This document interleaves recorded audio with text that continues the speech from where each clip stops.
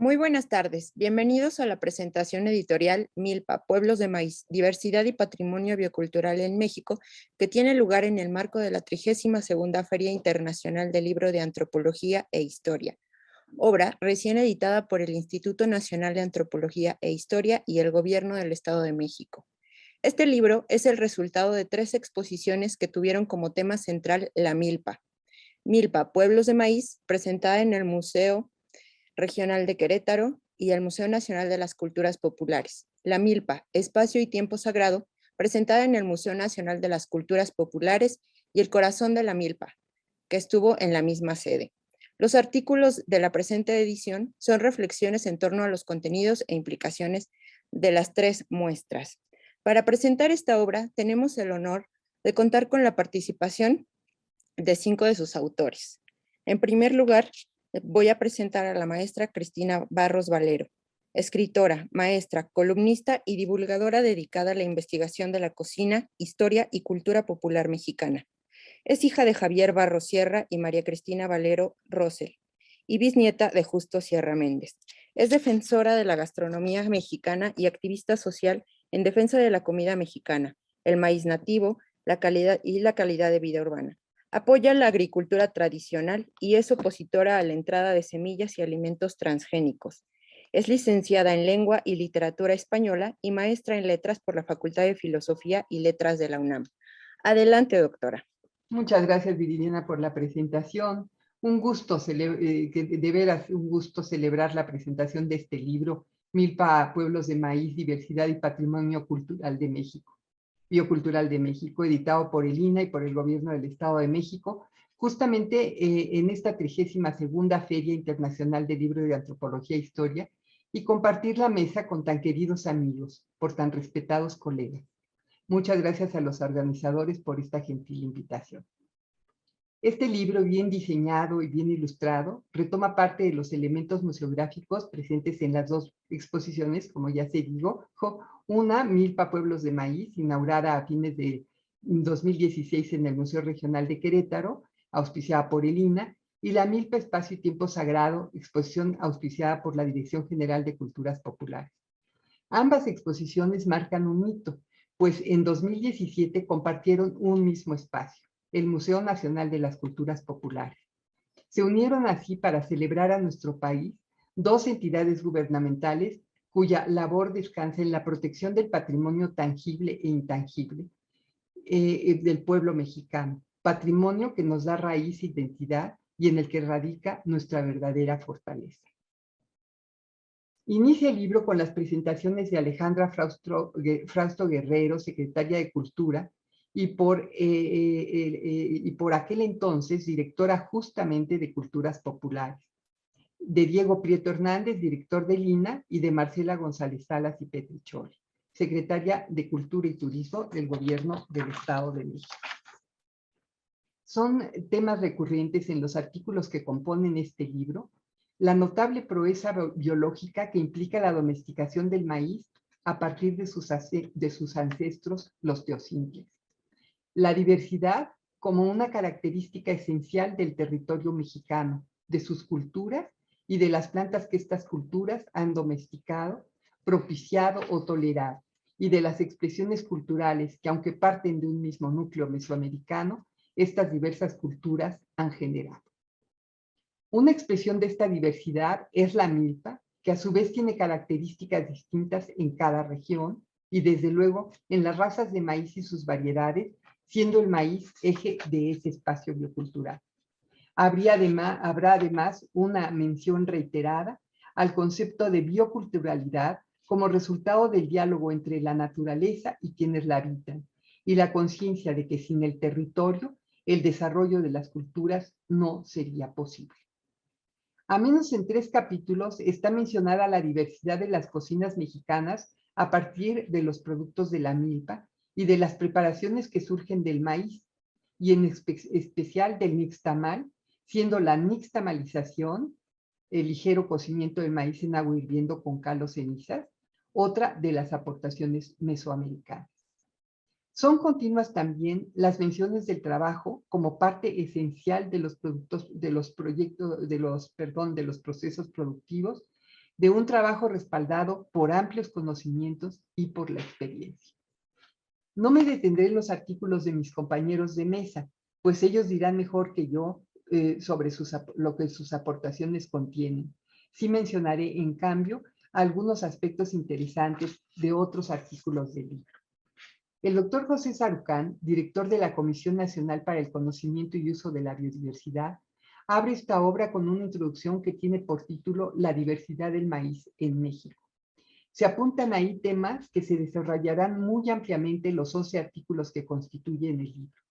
Recordemos que la CONABIO ha realizado a lo largo de ya varios años una importante labor para ubicar los centros de origen y diversidad del maíz que han dado lugar a materiales de amplia difusión, como el cartel Maíces Mexicanos, una amplia base de datos sobre los centros de origen que recientemente se presentan en otro cartel, que además es un valioso material interactivo, así como un conjunto de videos sobre las milpas mexicanas.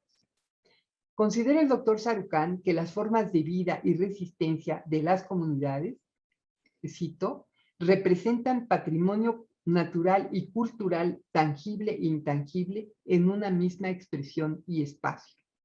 Es por ello que para la conservación de este patrimonio vivo, vuelvo a citar, lo urgente e indispensable es reconocerlo. Se trata de construir con las comunidades, afirma, relaciones respetuosas y solidarias de equidad social y económica y de un profundo respeto por la diversidad cultural y lingüística. Afirma que, también es una cita suya, sin la diversidad de maneras de ver el mundo que se han desarrollado en estas tierras, no habrá diversidad de maíces para el futuro de la agricultura en el mundo. Y finalmente sostiene que el valor del legado histórico que nos ha sido heredado es tan importante como lo que hagamos ahora como sociedad para heredar un legado vivo de maíces y teosmintles a las siguientes generaciones de agricultores. En otras palabras, esto lo agregaría yo, se trata de honrar al pasado preservando su herencia para las generaciones venideras. Sigue en el elenco de artículos de este libro Alba Pérez Jácome, quien presenta un ejemplo muy por ejemplo, una muy útil tabla que muestra la cronología de los hallazgos arqueológicos de pólenes y raquis de maíz, ubicándolos en las zonas geográficas correspondientes, y destaca la importancia de los teosintles. Revisa las palabras que se refieren a los trabajos agrícolas en el primer diccionario náhuatl español, español náhuatl, que se escribió en México. Se trata del vocabulario de Alonso de Molina, de 1571, lo que permite confirmar la persistente continuidad cultural del maíz, de la milpa y de sus procesos de cultivo. También se basa para una reconstrucción histórica en diversos códices y desde luego en la historia general de las cosas de Nueva España y en el Códice Florentino, que es su fuente, ambos de la autoría de Bernardino de Sahagún, así como en la historia natural de Nueva España de Francisco Hernández. Con estos apoyos documenta los usos del maíz en la alimentación de nuestros antepasados, lo que confirma también la continuidad cultural de la cocina mexicana. Muy interesante esta amplia revisión histórica. Seguirá desde luego otros capítulos a los que, insisto, no me voy a referir por estar aquí los autores presentes, y paso a referirme al capítulo de Víctor Toledo y de Narciso Barrera Basols, ambos de indispensable lectura porque contienen una conceptualización muy interesante que va a estar presente a lo largo de todo el libro. El artículo se llama La milpa, matriz de la memoria cultural de Mesoamérica. Con claridad retoman conceptos como memoria biocultural y lo que implica para el tema del maíz que hoy nos ocupa. Abro comillas, toda memoria tiene una matriz, un núcleo duro.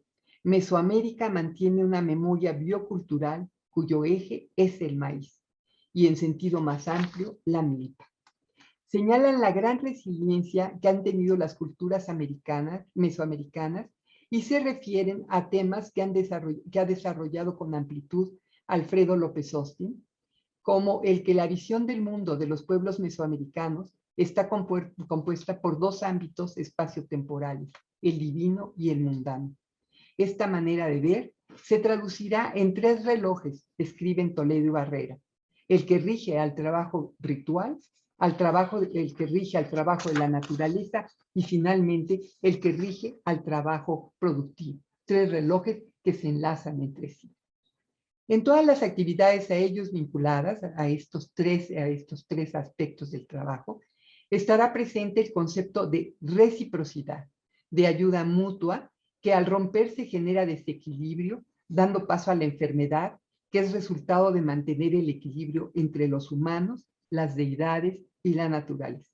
Algo diría yo como lo que hemos estado haciendo últimamente y que tiene al planeta de cabeza, ¿no? Es ese rompimiento de ese equilibrio los que nos tienen la situación actual. Sería justamente la importante presencia de la reciprocidad, esto es del sentido comunitario, de lo colectivo, aventuran los autores, lo que explica la permanencia de las culturas mesoamericanas y su gran resiliencia. Esto es, descansarían este núcleo duro tan presente a lo largo de milenios, justamente en esta visión colectiva, en esta visión de reciprocidad. Varios de los aspectos anteriores se ejemplificarán al describir la manera en que se desarrolla el ciclo agrícola en la población de San Francisco Pichátaro, Michoacán. Estamos frente a un mundo dual en que las culturas son civilizadas por la naturaleza, que a su vez es adaptada por las culturas. La etnoecología sería el punto de partida como un método de análisis interdisciplinario que pone énfasis en los conocimientos y creencias que tienen las culturas tradicionales sobre su entorno natural y que dan lugar a un conjunto de prácticas productivas y estrategias de uso diversificado reflejados en el agrosistema maicero, el manejo forestal, la cría de animales, la recolección y, si hay la posibilidad, en la pesca. Las regiones de cultivo tradicional se caracterizan por la heterogeneidad de los hábitats y por la alta diversidad biológica y genética. Sobre este tema abundará Eckart-Weger al referirse al sinnúmero de niveles en los que la principal característica es justamente la diversidad. Y este, agregaría, es un punto de confrontación indudable con la lógica capitalista que busca la homogeneidad en todos los aspectos. A lo largo del libro, los distintos autores y autoras ejemplifican con casos concretos sus afirmaciones. Ya mencionamos hace un instante el de la población michoacana de San Francisco Pichátaro, pero también están presentes otras culturas. Victoria Aino, por ejemplo, toma el caso de la comunidad Soquepopoluca, Nujipap, de Santa Rosa Loma Larga, en la Sierra de Santa Marta, Veracruz, en su artículo La milpa de los Huegos, saberes y haceres agrícolas y patrimonio biocultural. Los trabajos de la milpa son descritos aquí con detalle. Interesante su mención a que las plantas han sido la herramienta de los pueblos mesoamericanos. Cita que me recuerda las palabras de la arqueóloga Yoko Sugiura, en el sentido de que si en Europa hubo una revolución a partir de los metales, en Mesoamérica la revolución que dio lugar a las grandes culturas que se desarrollaron aquí fue una revolución botánica. Se muestran a través de las entrevistas que realiza Victoria Aino a algunos integrantes de esta comunidad los diversos conocimientos que utilizaban, entre otros, el conocimiento de los tipos de suelo y de cómo a partir de este conocimiento se generan estrategias sobre qué sembrar y en dónde. La corroboración de la gran diversidad que puede tener una milpa se evidencia en las milpas de la población de Santa Rosa, donde puede haber distintas variedades de maíz. Ha llegado a haber hasta 17 en esta zona Soquepopoluca, una de las de mayor diversidad de maíces que se conocen, así como piñas, papayas y caña de azúcar, también frijoles y cebollitas nativas, las llamadas xonacatl en náhuatl, jícamas, más lo que dejan crecer como quelites y tomatitos, algunos chiles. Estarán además presentes yuca, calabaza, chayotes, chícharos y árboles frutales, a veces incluso arroz. En el análisis de Victoria Aino se distingue un antes y una ahora. El enfrentamiento que ha surgido en entre este rico patrimonio biocultural Xochipopoluca con su propia filosofía ambiental y la lógica de subsistencia con el, cito, predominio del discurso desarrollista difundido por las políticas estatales, nacionales e internacionales, se han enfrentado también a las autoridades de la ciencia moderna, a la educación formal, a las nuevas y viejas evangelizaciones, a los procesos migratorios, a los medios de comunicación y a una sobrevaloración del modo de vida urbano, entre otros factores. Es decir, serían todos estos los puntos de confrontación entre esta filosofía ambiental que ha permitido que perdure esta cultura a todos estos impactos que han traído los elementos que mencionaba. Los cambios traen consigo entonces un deterioro ecológico por la colonización reciente, por la ganadería extensiva y la sobreexplotación de los recursos naturales y de la fauna. Por fortuna, los habitantes más jóvenes de Santa Rosa parecen dispuestos a retomar algunos de los caminos de sus huelgas. Dicen que antes faltó dinero, pero no faltó alimento. Ahora se padece hambre y carestía. Ellos consideran que hay que reandar el camino. En mi propio capítulo, Usos y Consumos, Milpa, Comida y Soberanía Alimentaria, se mencionan varios de los temas a los que se refieren otros autores, como son la amplia variedad de productos presentes en la alimentación de los pueblos originarios de México, entre 1,000 y 1,500 especies, que contrastan con las 15 especies que integran actualmente el sistema alimentario mundial, a la diversidad del maíz y de las milpas, al intercambio entre las plantas de la milpa y al diálogo entre los campesinos y los más diversos sistemas ecológicos del país. Otro tema es el aprovechamiento integral de plantas como el propio maíz, el frijol y la calabaza. La selección de maíces para distintos usos en la cocina, que ha sido tema recurrente en los trabajos de Rafael Ortega Pasca, como parte de los elementos de defensa para la conservación de las variedades de los maíces mexicanos.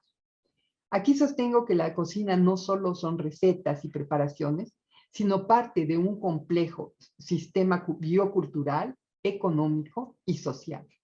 Enfatizo en este capítulo el derecho a la alimentación sana, que parte del cuidado del medio ambiente y del respeto a las culturas primigenias, a la necesidad de estar en diálogo con los campesinos y campesinas.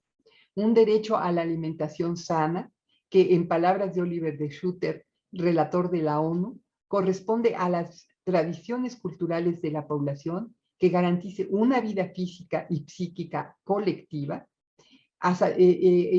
y que corresponda también a una forma de vida satisfactoria, digna y libre de temores. Hoy agregaría en lo personal que cuando esta forma de alimentación está ausente, tenemos resultados letales, como lo ha demostrado la actual pandemia de COVID provocado por SARS-CoV-2, que básicamente ha enfrentado más que la pandemia del propio COVID, una pandemia de obesidad y diabetes de consecuencias terribles para el país. Y a esta disputa, a esta forma, digamos, de confrontación, la han nombrado Adelita San Vicente junto con Arely Carrión la disputa por el maíz. Cierra el libro con el artículo de Luis Felipe Crespo, Milpa, Pueblos de Maíz, la visión plástica. Recordemos que el autor, Luis Felipe Crespo, fue curador de la exposición que llevó por nombre el mismo nombre del libro que hoy presentamos. Es por ello que hace un análisis de los motivos que llevaron a seleccionar los distintos elementos de la museografía y en especial los elementos plásticos que van, cito, desde las piezas que encarnan a las deidades prehispánicas hasta las expresiones estéticas contemporáneas, tras las cuales hay una historia continuada. Por fortuna, podemos disfrutar de muchas de las obras seleccionadas para ilustrar el libro que hoy presentamos, junto con elementos museográficos de la otra exposición, La Milpa, Espacio y Tiempo Sagrado, en cuya curaduría tuve el privilegio de participar. Entonces hay muchas imágenes tomadas de ambas exposiciones y esto le da una riqueza visual muy grande al libro.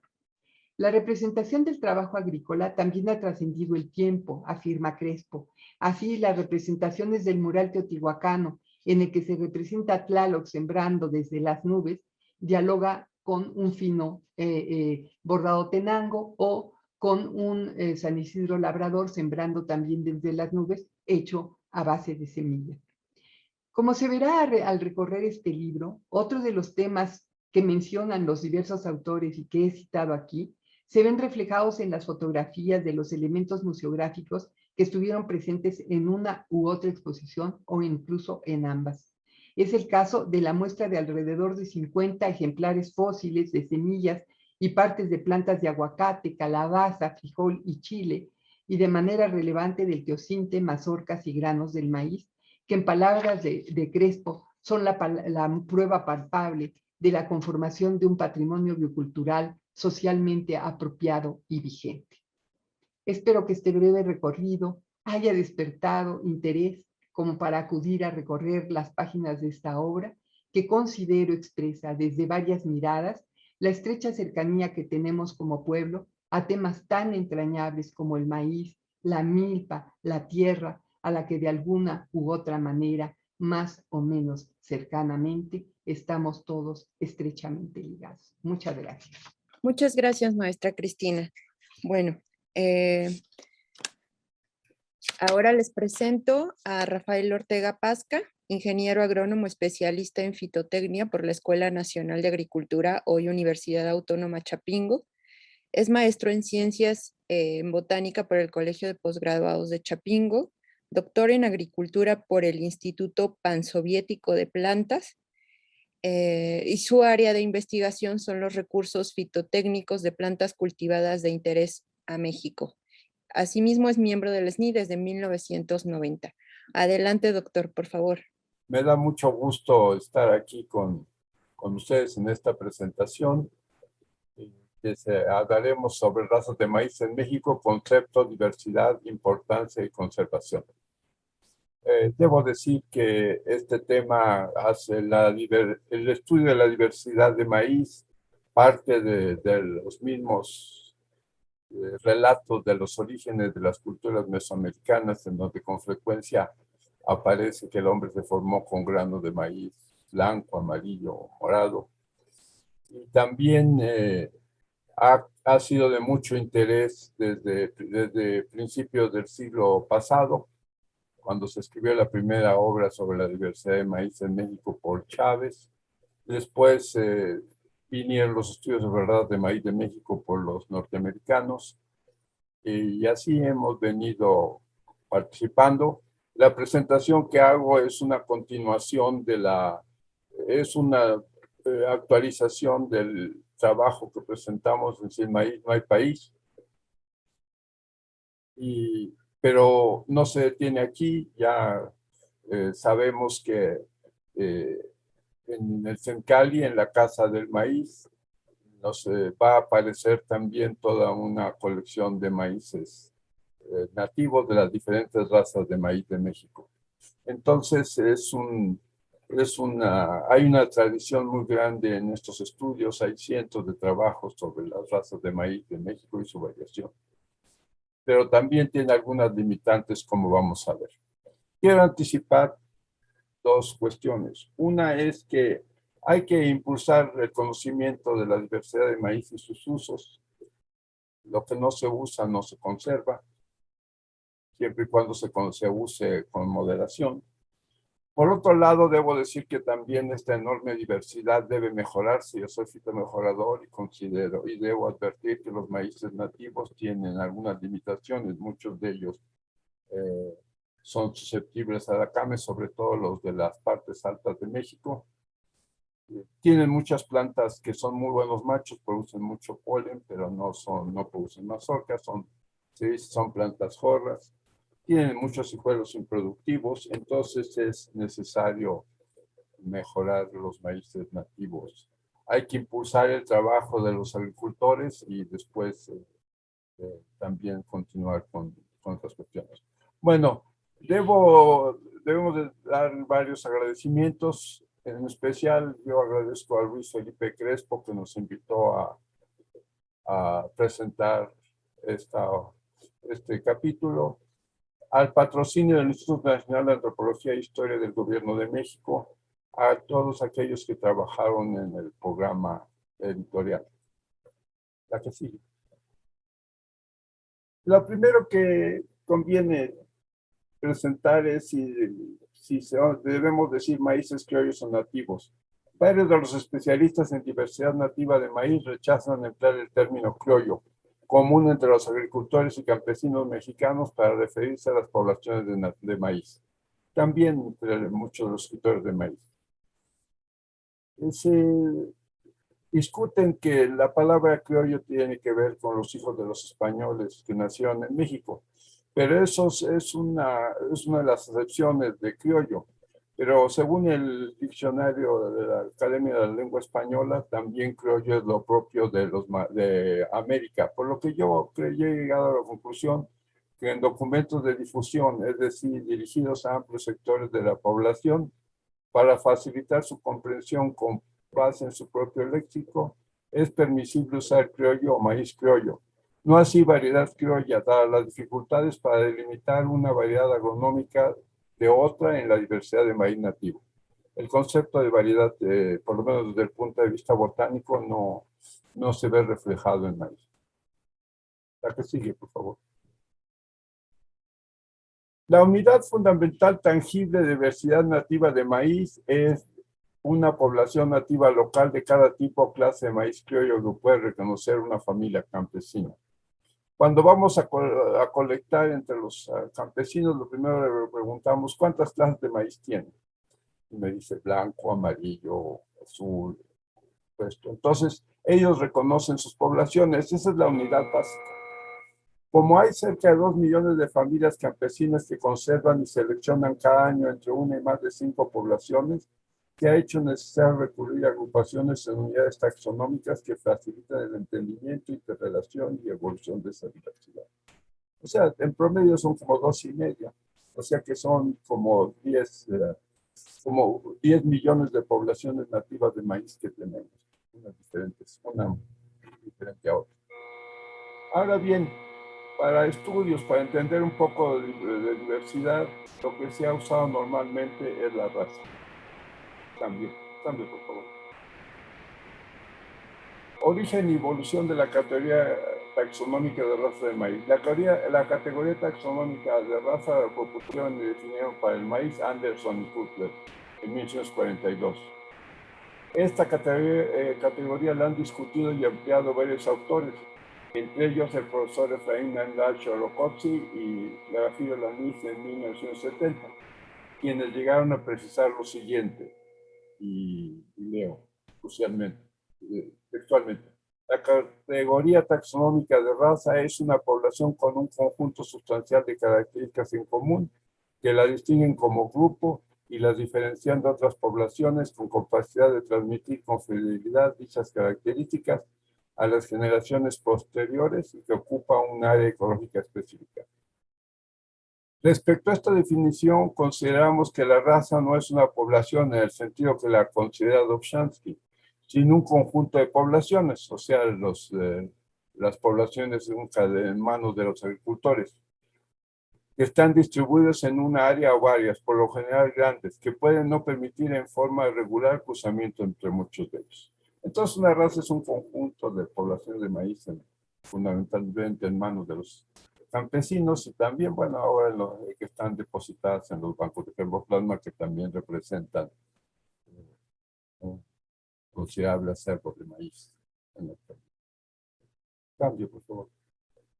Bien, pero no nos quedamos en raza, sino se desarrollan los complejos raciales.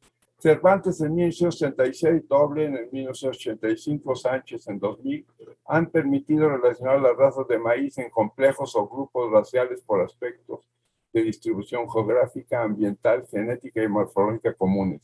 En el caso de México, la agrupación propuesta por Sánchez y colaboradores desde 59 razas, que se reconocen en 8 complejos o grupos raciales. Es bastante comprensiva que la diversidad de maíz de nuestro país es la empleada en esta contribución. Una cuestión que quiero señalar.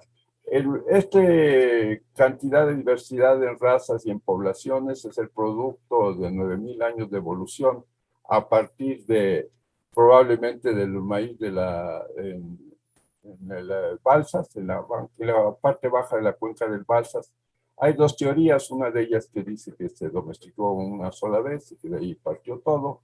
Yo soy partidario de la segunda teoría, que indica que el maíz se domesticó varias veces. Una cosa muy importante en la domesticación es que rápidamente se difundió, es una cosa maravillosa que hemos visto últimamente, es que una vez ya semidomesticado el maíz o domesticado, se distribuyó rápidamente. Se han encontrado restos arqueológicos en Perú poco tiempo después de lo que se han encontrado en México. Entonces eso nos está demostrando que la enorme diversidad de maíz no solamente tuvo lugar en México, sino también contribuyó un gran intercambio, incluso con Sudamérica. Una cosa que todavía no nos explicamos, probablemente por el mar. La mayor diversidad de maíz de México y en general en toda América se encuentra en el occidente del continente a través de las montañas. Entonces, probablemente haya sido por mar, pero es muy importante la domesticación.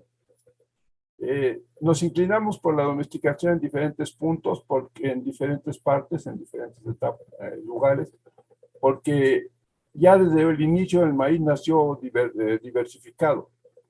O sea, no se explicaría con una sola domesticación que haya tanta diversidad tan pronto.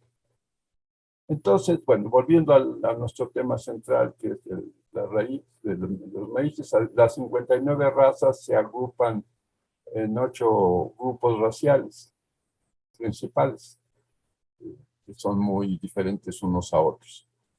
La que sigue, por favor.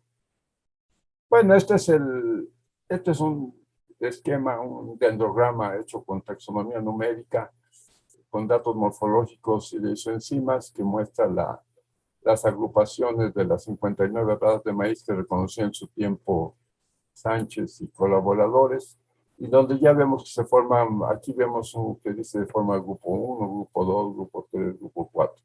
Por ejemplo, el grupo 1B está formado por los maíz de Chihuahua, otro grupo está formado por los maíces de las partes altas de México, que son endémicos. Los maíces aquí de la parte central de México, de las partes altas, es endémico a nivel mundial, no se encuentra en otras partes del mundo. Después tenemos un grupo de maíces de ciclo largo, en donde están Coscomatepec, Tegua, Motocintego, Comiteco. Luego los maíces precoces, Catón, Zapalote Chico, que se relacionan con Celaya, y finalmente los maíces de 8 hileras en la parte superior. Entonces vemos que toda la diversidad, para entenderla más rápidamente, se puede agrupar en 8 complejos raciales. La que sigue, por favor. Subrazas y tipos. Ya Wellhausen y colaboradores, con el objetivo de lograr mayor precisión en el reconocimiento y entendimiento de la diversidad de maíz, se vieron obligados a reconocer algunas subrazas y tipos dentro de algunas razas. Entre ellas tenemos elotes cónicos, que lo consideraron como una subraza de cónico, y tabloncillo perla como tipo de tabloncillo. El tabloncillo en la parte de Jalisco y Colima, y el tabloncillo perla cuando emigró hacia Sonora y Sinaloa. La mayoría de las razas y los tipos reconocidos por Wellhausen y colaboradores han sido reconocidos como razas en estudios posteriores. Sin embargo, el concepto subraza aún es útil. Tal es el caso de la descripción y el reconocimiento de la subraza de elotes charqueños por Herrera, Cabrera y colaboradores, como parte de la diversidad de tipos que se pueden observar dentro del charqueño en los valles altos centrales. Muy importante es la diferenciación entre subrazas y tipos, porque a veces en una raza hay maíces que tienen diferentes usos.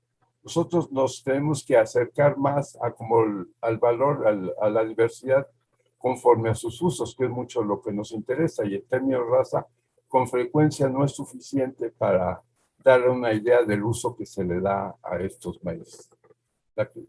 Entonces, la mayor parte de la diversidad para uso se refiere a la textura de grano, a su dureza y a su color. Entonces, esos caracteres se deben a pocos genes y no constituyen un valor, un grado de diferenciación dentro de razas. En muchas razas hay maíces blancos, amarillos y morados, y en casi todas las regiones del país, especialmente en las partes altas. La que sigue, por favor. Utilidad de la categoría raza en maíz. Al indicarse que un maíz nativo pertenece a tal o cual raza o que es intermedio entre tales, porque muchas de las muestras son intermedias entre dos o más razas, debido al carácter holístico de la categoría raza, se dan pistas de muchas de sus características morfológicas, fenológicas, de adaptación a ambientes naturales específicos, así como del manejo agrícola bajo el cual se cultiva y de lo que con frecuencia es muy importante, que por las características de su grano han sido seleccionadas, se le prefiere para uno o varios usos particulares. Por ejemplo, cónico bolita por la forma de la mazorca y el grano. De ahí viene su nombre. Conejo Naltel, maíz de gallo por su pronta madurez. Serrano Mijo, Coscomatepec, en referencia a la zona donde cultiva. También en el caso de algunas razas se dan pistas sobre uso especial para elotes, en el caso de elotes cónicos, para totopos en zapalote chico, para palomitas, palomero, toluqueño y reventador, o repostería, jacobacinte, blando y otros. Quiero anticipar que, como él lo ha mostrado Eckhart Bolle, muchas de las razas ya existían desde la época en que se independizó México. Entonces son fundamentalmente producto de la selección por parte de los grupos indígenas. Algunas son tal vez un poco más modernas, especialmente, algunas pueden ser más modernas, pero no estamos muy seguros. La que sigue, por favor. La cuestión que sí me interesa mucho es dar a conocer que hay limitaciones en la utilidad del concepto raza. La diversidad de maíz de México forma un continuo. Dos poblaciones nativas o maíces criollos pueden parecer muy diferentes, incluso contrastantes. Pero por un lado, cada población o maíz criollo en poder de los agricultores es bastante variable en casi todas sus características, y por otra, generalmente es posible encontrar poblaciones intermedias entre las dos muestras que de momento nos parecieron contrastantes. Como habíamos indicado, la mayoría de las poblaciones nativas de maíz resultan intermedias entre dos o más razas. La mayoría de las razas de maíz incluyen una considerable diversidad de maíces contrastantes, en especial en cuanto a color y textura de grano, en capacidad de rendimiento y en muchas otras características. De hecho, tenemos un enorme potencial entre los maíces criollos de una sola comunidad, ya que pueden diferir fuertemente en su capacidad de rendimiento y en sus características agronómicas. Entonces es importante. La que sigue, por favor. Bueno, en el libro se presenta aquí, por ejemplo, en un diagrama la diversidad que hay en el maíz arrocillo en la Sierra Norte de Puebla, que hay maíces blancos, amarillos, morados. No, hay otros todavía más negros, cada uno para diferente uso. Aquí, por ejemplo, en la Sierra Norte de Puebla hay un maíz negro que se utiliza para el atole agrio. Luego tenemos en la parte de abajo al maíz chalqueño, de aquí de las partes altas de México, los lugares de riego buen temporal. Pues tenemos algunos de mazorca muy grandes que son para tortillas. Tenemos otros que son chalqueños semiharinosos que se usan para tamales. Amarillos para el ganado, casi se habían perdido y ahora hay mucho interés. Durante un tiempo el gobierno no se interesó en los maíz amarillos, dieron menor precio, los agricultores dejaron de sembrarlo y ahora ya hay mucho interés por los maíces amarillos porque crece la engorda de ganado. Los maíces morados para atoles, pinoles, etcétera, y los maíces rojos también para esos usos. Entonces vemos que hay una gran diversidad dentro de cada raza. La que sigue, por favor.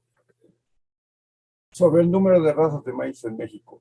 El número de razas de maíz reconocidos por los especialistas en el país ha aumentado de 25 en 1851 a 59 en Jaén Sánchez y a 64 en la CONAVI. Y en la actualidad diferentes autores aún proponen nuevas razas. La tabla 1, que vamos a mostrar a continuación, indica las 44 razas de maíz que consideramos consolidadas hasta la fecha. En algunos casos agrupa varias razas reconocidas por otros autores en una sola. Esta propuesta es basándose en resultados obtenidos por varios autores o por taxonomía numérica. La que sigue, por favor.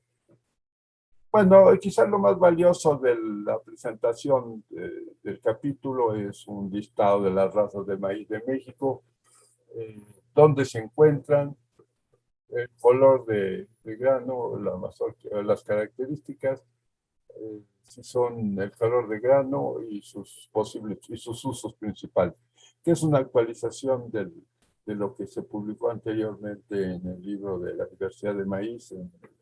Sin maíz no hay país, en el libro Sin maíz no hay país. Adelante, por favor.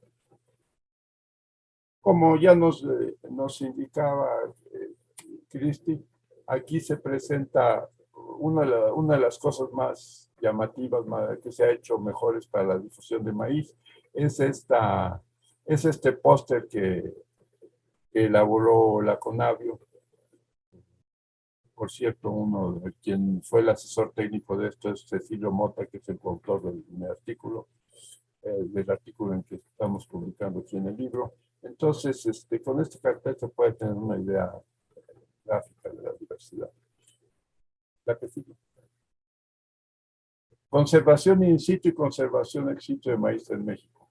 En la conservación de la diversidad de maíz nativo se conocen dos estrategias generales básicas. Conservación in situ, la que han realizado las familias campesinas de las diversas regiones a lo largo de por lo menos 7 milenios. Conservación ex situ, o sea, en bancos de germoplasma, que se empezó a aprovechar a mediados del siglo pasado. En 2011, Conavio reporta 22.931 colectas de maíces nativos que se han colectado, acopiadas en el territorio nacional entre 1943 y 2011, aunque una parte de ellas ya se han perdido. Aquí en la parte inferior izquierda se representa a un campesino de la Sierra Norte de Puebla, límites con Veracruz, en donde vemos estos magníficos ejemplares de la raza tuxteño que ha conservado. Luego se presenta un banco de germoplasma activo, como se conocía anteriormente, del INIFAP, y a la derecha se presenta un esquema del banco de germoplasma del CIMIT, en donde están conservadas las muestras a menos 20 grados centígrados. Entonces hay bastante fuerza, aunque se reconoce que la conservación ex situ no ha sido tan útil, se han perdido muchas muestras en los bancos de germoplasma. La que sigue, por favor. El mal uso de los estudios de diversidad de maíz y de la categoría raza para intentar liberar la siembra de maíz transgénico. Durante el corto periodo de 2001 a 2013 tuvo lugar la entrega de pequeños subsidios a algunos cientos de agricultores para auspiciar la conservación de algunos de sus maíces criollos que se consideraron críticos representantes de la diversidad de raza. Pero incluso estos esfuerzos están suspendidos en la actualidad. Por cierto, es perverso pretender conservar la diversidad nativa de maíz, subsidiando a unos pocos agricultores para que conserven poblaciones de maíz representativas de esas razas, y permitir que el resto de los maíces no se dejen de sembrar y se siembren transgénicos. Es perverso. O sea, es importantísima la conservación in situ por los millones de agricultores, de campesinos y agricultores mexicanos. Cambio, por favor. Bueno, a manera de conclusiones, la unidad fundamental de la diversidad de maíz conservada in situ es una población nativa local maíz criollo en manos de una familia campesina. La diversidad que tenemos en la actualidad es producto de una evolución a través de 7 o 9 mil años de evolución en manos de los campesinos. Mucha de ella se perdió con la conquista, pero por otro lado también la cultura mesoamericana se extendió hacia el norte y ahí se desarrollaron nuevas razas. Y también nuevos usos, se perdieron muchos usos, se perdieron muchos maíz nativos, pero también aquí se desarrolló la cocina híbrida mexicana con raíces occidentales también, y se desarrollaron los tipos de maíz.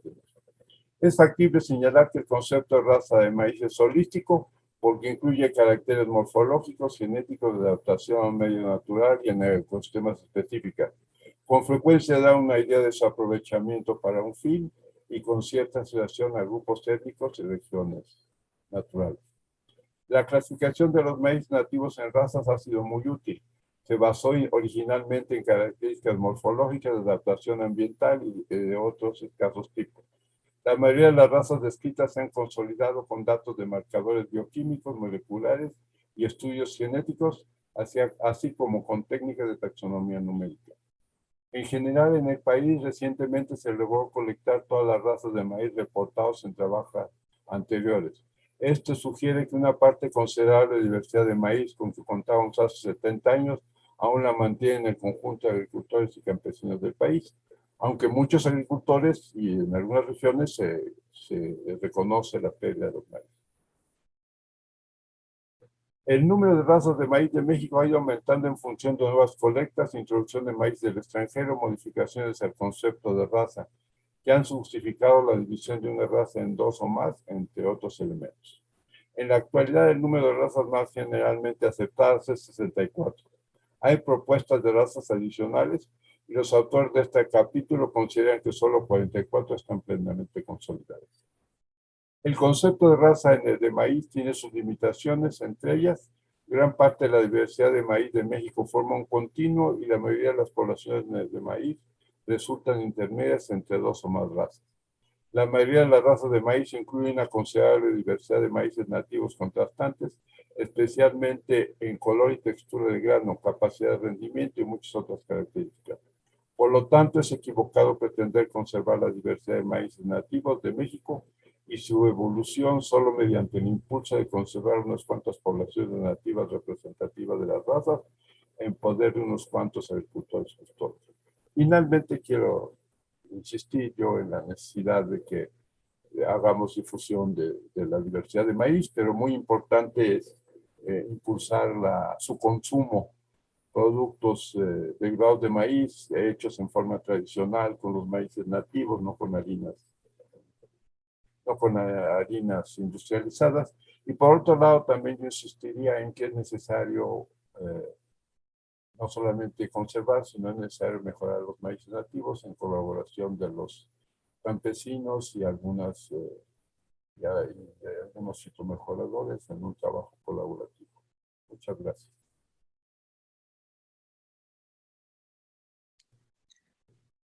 Muchas gracias, doctor Pasca. Ahora tengo el honor de presentar a la doctora Adelita San Vicente Tello. Es directora general del sector primario y recursos naturales de la Semarnat, Programa Agricultura y Alimentación, Grupo de Maíz Transgénico de la UCS, directora de la Fundación Semillas de Vida AC, ingeniera agrónoma con maestría en Desarrollo Rural por la Universidad Autónoma Metropolitana. Adelante. Muchas gracias, muy buenos días.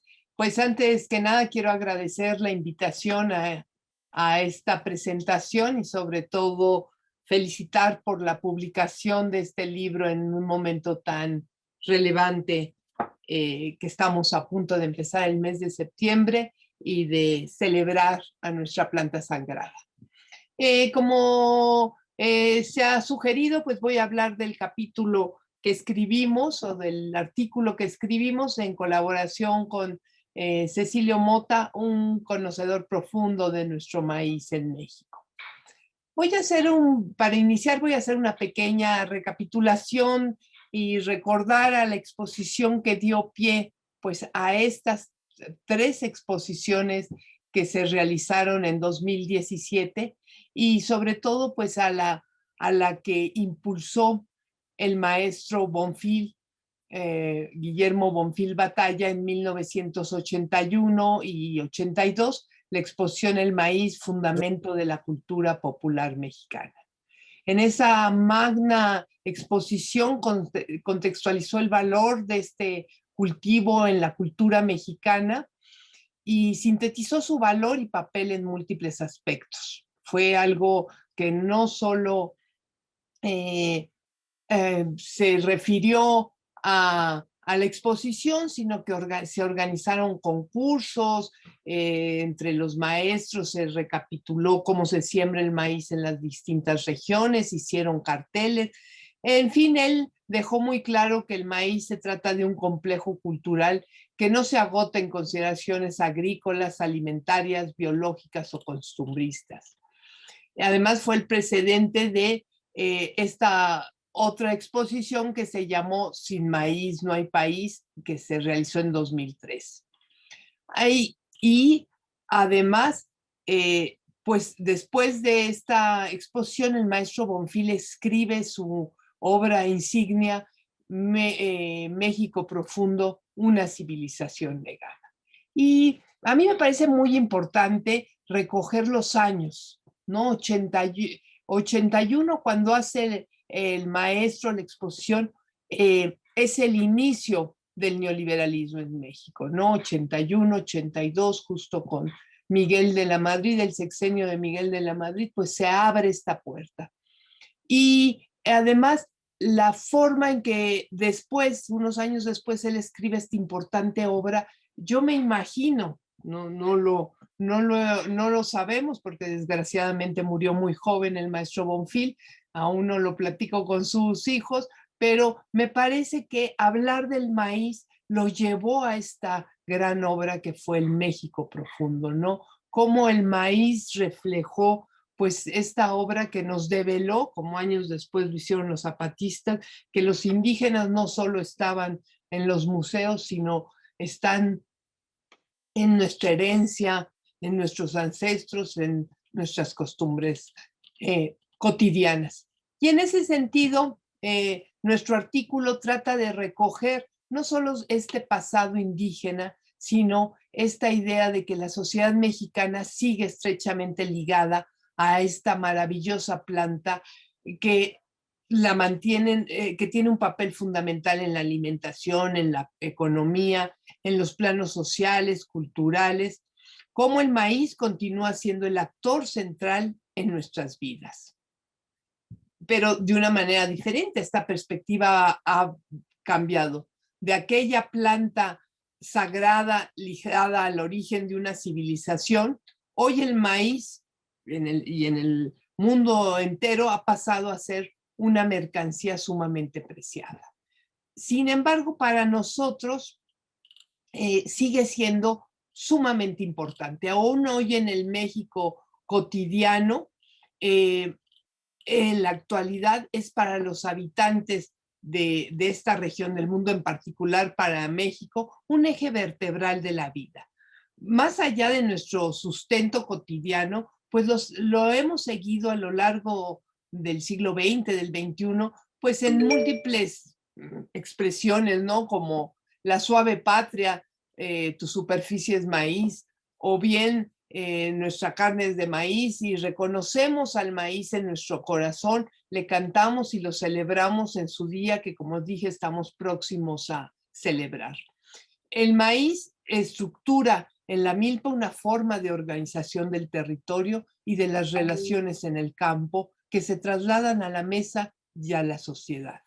Hemos dicho que no solo se hace milpa en el campo, donde hoy la agroecología ha develado esta maravillosa forma de sembrar en el que no solo se acompañan el maíz, el frijol, la calabaza, los quelites, los chiles, sino que hay una relación de sincretismo en que unos a otros se apoyan.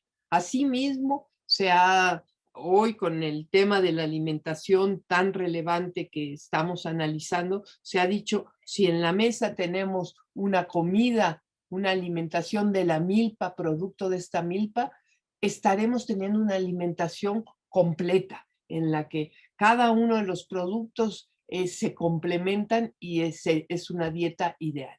Pero también lo hemos dicho que en la sociedad podemos hacer milpa. Y esto es reconocernos en la diferencia, no aspirar a un mundo en que todos somos iguales en derechos, por supuesto, y obligaciones, pero reconocemos que hay gente que se dedica a la ciencia, a producir, a estar en el gobierno, y que en esa diversidad podemos convivir como una red horizontal y no como antes buscábamos estas organizaciones triangulares. Entonces, pues la milpa en el México moderno sigue teniendo una importancia, una gran relevancia. Y ya lo decía Bonfil, los testimonios de este largo proceso civilizatorio nos rodean por todos los rumbos. Siempre tenemos ante nosotros un vestigio material, una manera de sentir o hacer, un nombre, un alimento, un rostro. En la actualidad seguimos siendo gente de maíz. Lo vemos, ya lo decía yo, en las poesías, incluso en la poesía latinoamericana, el oratorio del maíz de Otto Raúl González, o la obra de Miguel Ángel Asturias, Hombres de Maíz, o bien en la recopilación que en su momento hizo Arturo Barman, que describe el desarrollo del capitalismo a partir de nuestra planta sagrada, la historia de un bastardo. Así le llamó él. Después en la iconografía vemos las imágenes del campo en el periodo postrevolucionario y siempre vamos a encontrar entre los muralistas en edificios, monumentos a nuestro maíz. En la gráfica popular, los grabados de Leopoldo Méndez, de Dolores Cueto o de García Bustos nos muestran escenas agrarias con el maíz como alimento central.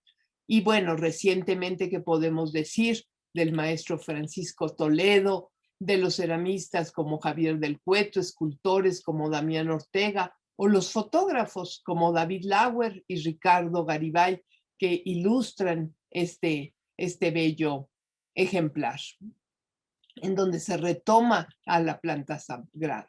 También en el arte popular podemos encontrar un sinnúmero de bellezas en cuanto a las representaciones del maíz y la milpa.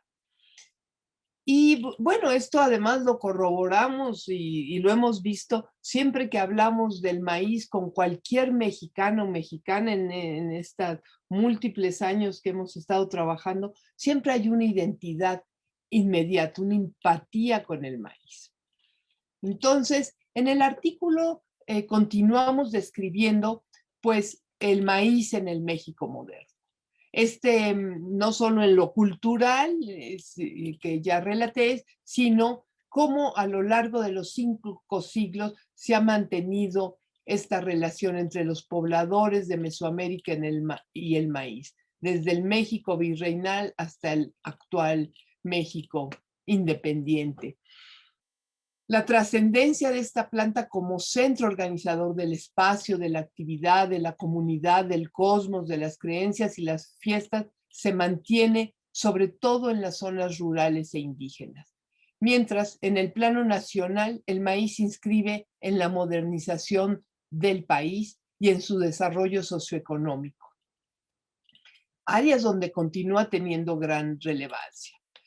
Si seguimos el análisis sobre todo del siglo pasado de la modernización del país, vemos que el maíz ha sido un actor central. El afán modernizador del siglo pasado impuso en el campo mexicano el modelo llamado como Revolución Verde que se originó en Estados Unidos. El vecino país del norte había realizado avances en el campo del fitomejoramiento que tenían al maíz como base de sus experimentos bajo el enfoque de generación de híbridos.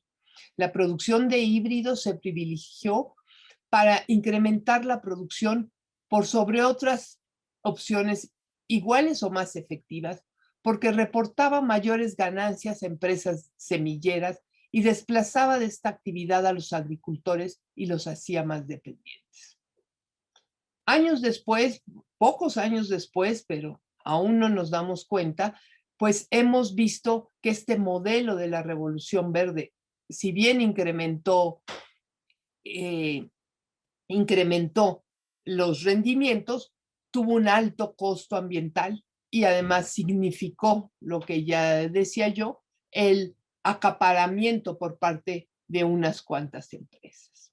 Y aquí el maíz tuvo un papel central, porque los primeros experimentos, las primeras hibridaciones y el primer reconocimiento de híbridos se hizo con maíz. Después, en la década de los 80, bajo la crisis que vivía el sector, se aplicaron políticas de ajuste estructural, ¿no? La apertura comercial provocó, entre otras cosas, la importación de maíz a menor costo. En este pronóstico, bajo esta idea del Tratado de Libre Comercio y de la sustitución de importaciones, se pronosticó que el grano perdería primacía dentro de la agricultura y la alimentación del país.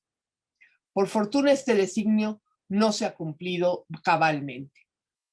Pues sí, las importaciones aumentaron notablemente, pero el cultivo aún hoy es el más importante en México en términos de volumen de producción y de superficie cultivada. Ha seguido creciendo, y lo que es increíble después de estos 30 años del neoliberalismo es que 60%, se calcula 60, 49, los datos siempre son muy, cambian mucho, de la producción del maíz en México se realiza por pequeños productores, por productores de pequeña escala. No son pequeños, como nos han dicho, son grandes, pero son de pequeña escala. Y ellos siguen utilizando estas semillas nativas. Entonces, el cálculo también es difícil, pero el doctor Espinosa calcula 76% de los productores siguen utilizando estos maíces nativos. Si bien es cierto, hay una paradoja porque aun cuando tienen una gran superficie, producen menos, o sea, la productividad es menos. Hoy sabemos que la riqueza genética que guarda estos maíces, como lo ha dicho el doctor Cato, esta prodigiosa diversidad de formas, texturas, colores, comportamientos y adaptaciones geográficas con las que muy pocas especies cultivadas se le comparan, implica que en nuestro territorio exista miles de variedades nativas y la mayor población de parientes silvestres. Somos el principal reservorio de la diversidad genética del maíz. Entonces, esto nos lleva a la gran relevancia. Y bueno, yéndome muy rápido, en el artículo revisamos después cómo el maíz sale al mundo, cómo conquista no solo llega a Europa, pero llega a África, a China, y cómo nuestra planta sagrada se va convirtiendo en una mercancía en los mercados de futuro de Chicago, ¿no? Planteamos cómo la conquista llevó al maíz, se llevó el maíz al viejo continente, pero viajó solo, sin toda la cultura que lo acompañaba, incluso la nixtamalización. Sin este proceso, perdió su valor alimentario que le da la nixtamalización y se convierte solo en comida para animales. Y vamos analizando cómo se va expandiendo rápidamente a lo largo de los años, gracias a su gran capacidad de adaptación a las distintas condiciones ambientales, y cómo también su gran versatilidad lo lleva a hoy ser la mercancía más importante del mundo. No solo como alimento, hoy el maíz se utiliza en la mayor parte de los alimentos industrializados, en la industria, para producir aceites, para alimentar a ganado, pero también para producir las capas entéricas de las medicinas y otros muchos productos. Pero lo más importante es que por su aspecto ecológico, por su biodiversidad, sigue siendo el cultivo base para la biotecnología, para la ingeniería genética.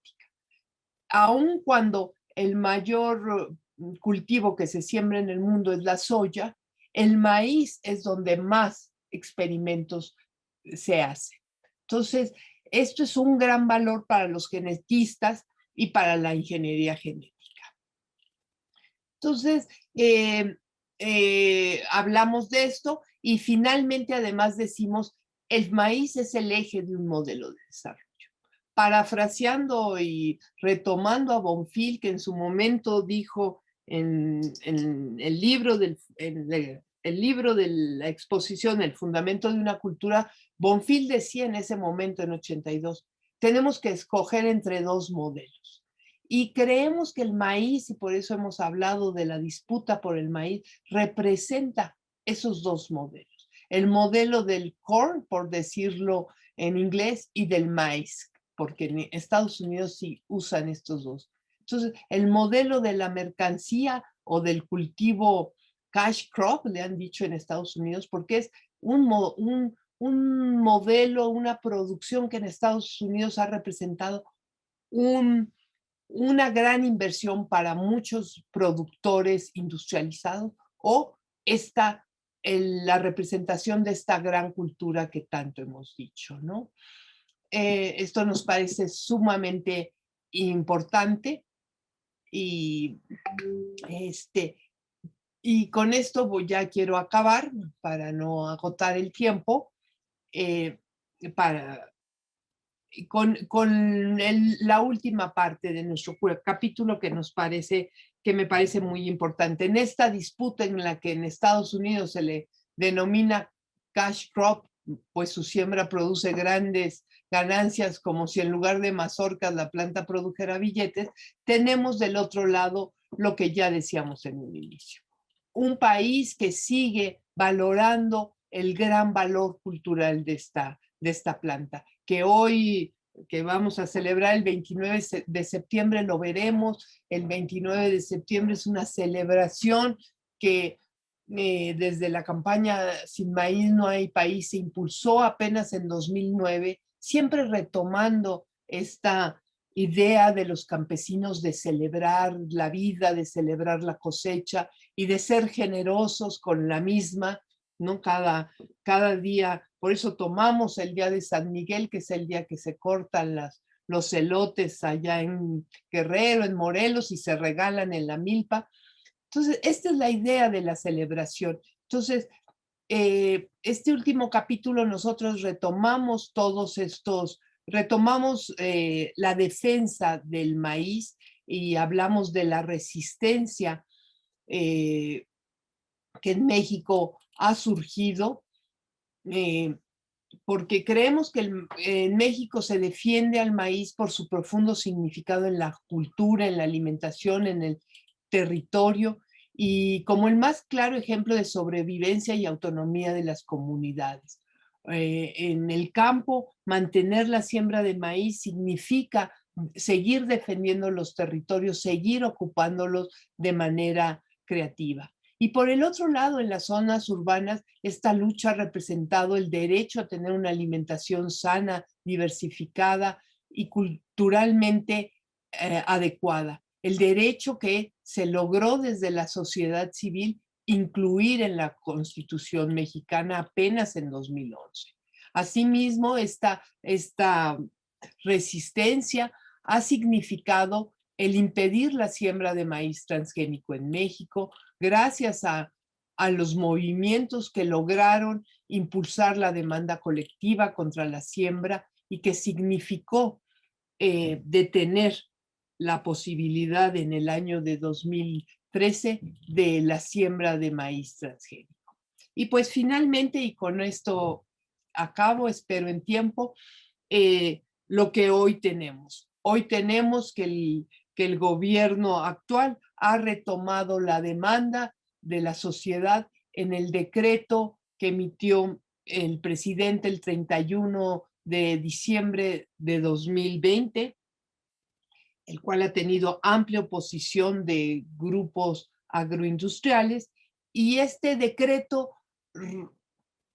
plantea, además de la suspensión paulatina de la importación de glifosato, también la necesidad de suspender la siembra de maíz y la posibilidad de que el maíz transgénico llegue a la alimentación de las y los mexicanos. El decreto abre una amplia agenda que tenemos que seguir impulsando desde el gobierno, me parece que también desde la sociedad, desde la academia, para lograr el sueño de tener un país libre de transgénicos y sobre todo tener políticas que sigan fomentando, conservando y reconociendo la gran relevancia del maíz transgénico, del maíz nativo y de quienes lo han conservado a lo largo de los siglos para la humanidad, es decir, las y los campesinos, los pueblos indígenas y comunidades locales. pues muchas gracias y enhorabuena. Muchas gracias, doctora Adelita San Vicente. Bueno, ahora les voy a presentar al doctor Eckhart Boege. Es profesor investigador emérito del Instituto Nacional de Antropología e Historia. Es uno de los estudiosos de la cultura mazateca que a través de sus trabajos, a finales de la década de 1980, marcó una diferencia en la forma de acercarse al estudio de la antropología social. Su obra, Los mazatecos ante la nación, es un referente como una aproximación diferente a los estudios etnográficos de México. Adelante, doctor. Muchas gracias y disculpen que a veces la tecnología nos mete zancadillas. Quisiera yo agregar a mi currículum, perdón, que pero que es pertinente a esta exposición, es el libro del Patrimonio Biocultural de los Pueblos Indígenas de México, y es un referente bastante importante respecto a los conceptos que se manejan en estos, en este libro. Y por ello, y si quieren poner, por favor, hice una pequeña presentación. Si la quieren poner, se la di al compañero, de tal manera de que podamos proseguir. Mientras la ponen, quiero decir que pues qué bonitas exposiciones hicieron Cristina, el compañero Pasca, y qué decir de Adelita. Y efectivamente, en realidad, Adelita cierra bastante bien con la gran contradicción que existe en México con esta producción bimodal que significa la producción en maíz. No es...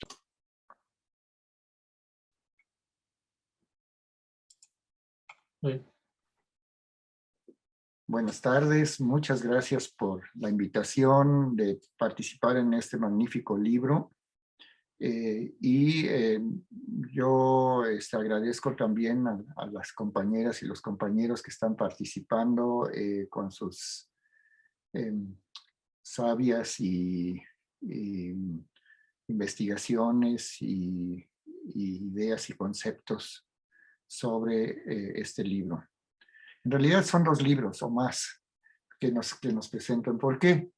Porque hay un libro gráfico que nomás lo ojea uno y uno dice, qué importante es la milpa y qué importante es el maíz en México. Qué importantes son los pueblos indígenas y las comunidades que siguen sembrando milpa. El segundo tema que me gusta muchísimo de este libro es que hablan sobre la milpa, no solo sobre el maíz, sino sobre la milpa como parte de los pueblos de maíz. Esto es sumamente importante y tiene como subtítulo Diversidad y Patrimonio Biocultural de México. Como si fueran 2 conceptos, diversidad y patrimonio biocultural.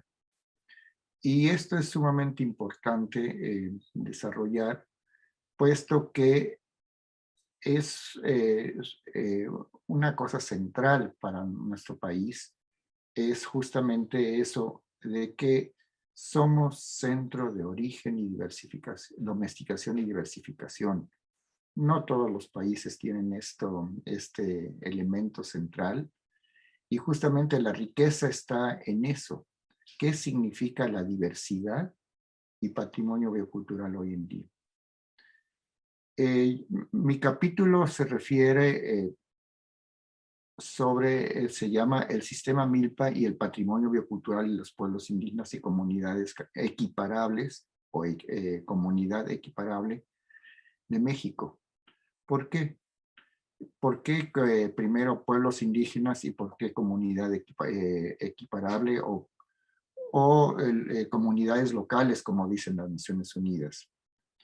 Porque no se trata solamente de pueblos indígenas, los que lo crearon, lo desarrollaron, desarrollaron la milpa, sino también se trata de campesinos que no se identifican como indígenas, pero siguen cultivando de una manera importante con el sistema Milpa, siguen cultivando una variedad de productos, de especies, incluyendo el maíz. Sí, voy a seguir. Entonces voy a tratar de dos temas importantes. Acerca del concepto de patrimonio biocultural de los pueblos indígenas, y relacionar este concepto con otro, con México como centro de origen, domesticación y diversificación genética, cosa que ya adelantaron mis compañeros y compañeras que me anteceden.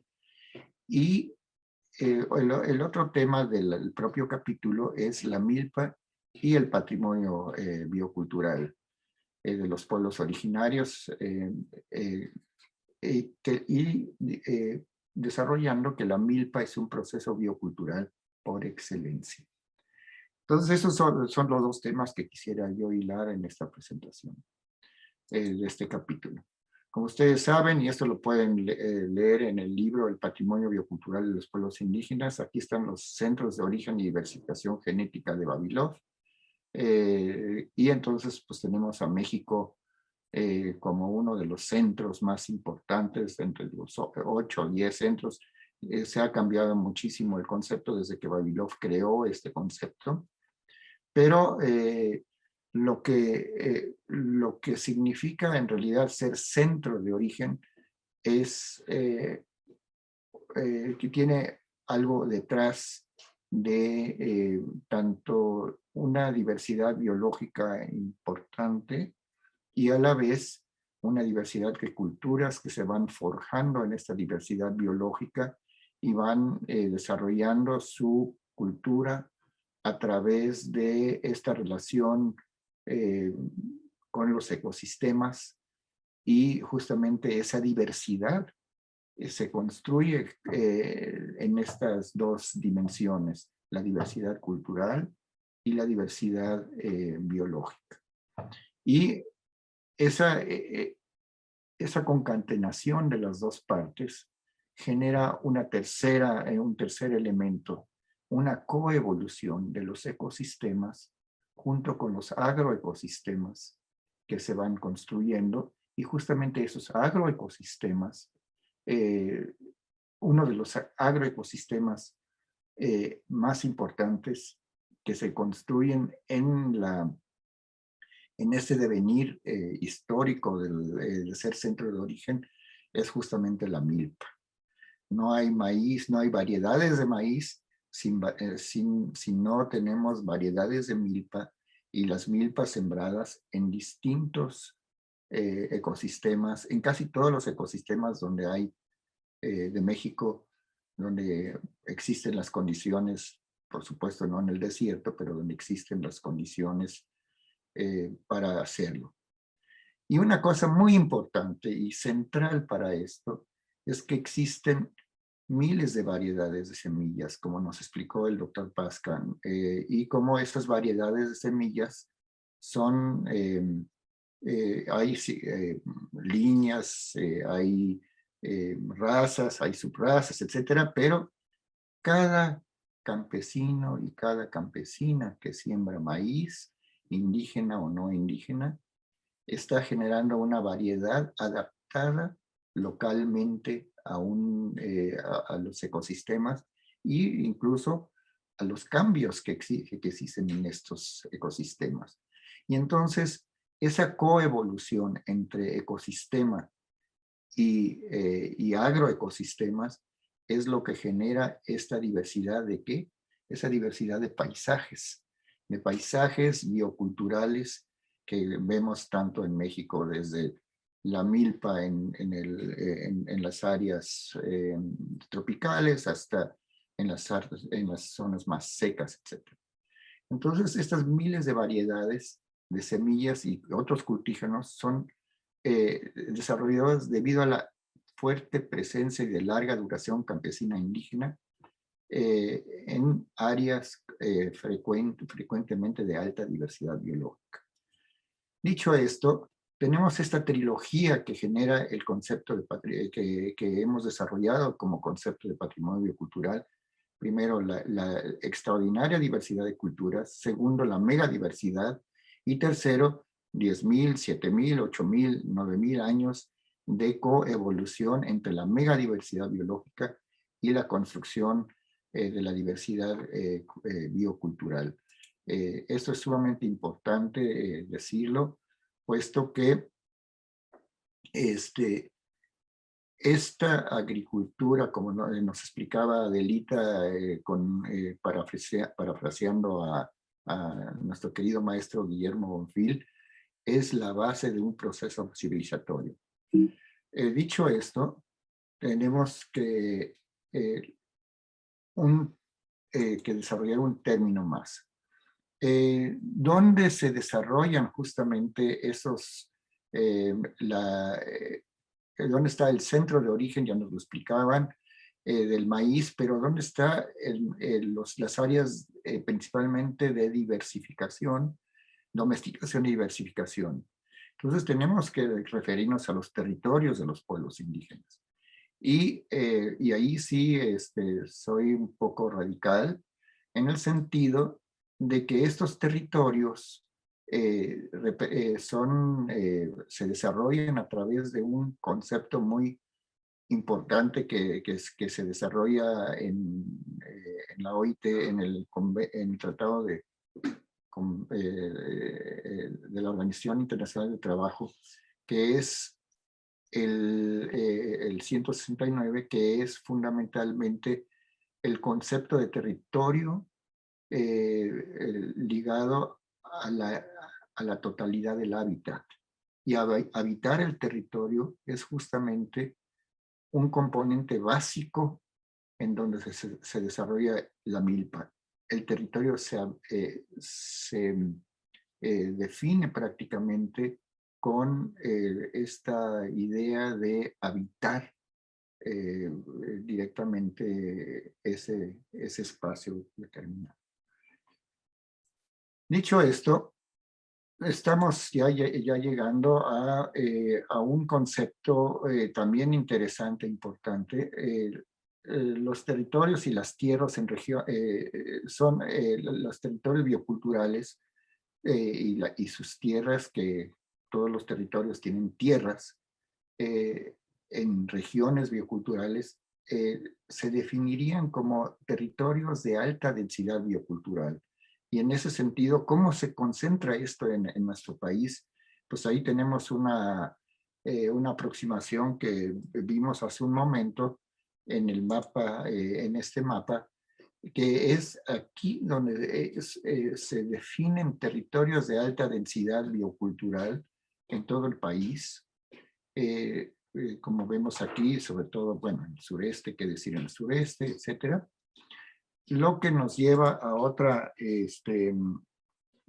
idea muy importante, que son el territorio donde se desarrolla la milpa, son territorios de larga duración, de utilización en larga duración, en coexistencia con los ecosistemas o en unión con los distintos ecosistemas. Entonces, bueno, el sistema milpa es, primero a decir, el sistema milpa es más que solo maíz.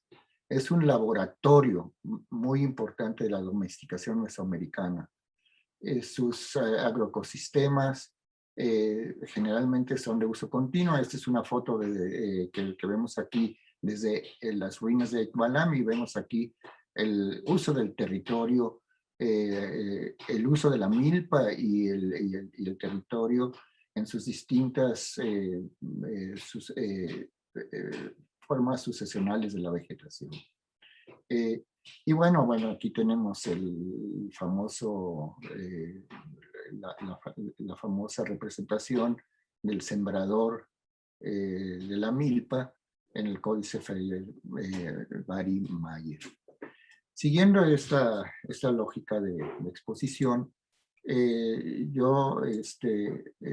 quería proponerles esta imagen que la elaboramos en la Sierra Norte de Puebla, pero es justamente cómo la milpa es dinámica. No solamente la milpa es donde se siembra agrícolamente el maíz, sino depende también del bosque, el que se llama cuauhta en idioma náhuatl. Está la zona ganadera, está la integración de todo un paisaje. Y entonces el patrimonio biocultural se refiere fundamentalmente a genes, a plantas, a paisajes bioculturales, y se refiere también a imaginarios éticos sociales con distintos valores. Y retomando un poco la idea de que nos presenta Víctor Manuel y Narciso Toledo, basada en la reciprocidad con vamos a llamarlo, con la naturaleza, o vamos a llamarlo medio ambiente, como ustedes gusten, en un aspecto central que genera lo que llamaríamos la memoria biocultural del paisaje. Entonces, dicho esto, tenemos este paisaje, diremos, ahora sí, de toda la República, de donde se han colectado las distintas variedades, donde se han colectado las distintas razas de maíz en México, con la salvedad, evidentemente, que nos habla el doctor Pasca. Y vemos una cosa impresionante, que de 0 metros a 3.000 metros hay sembrado maíz. Tenemos de 0 metros a 3.000 metros. Y de una precipitación de 200 milímetros al año a 4 metros.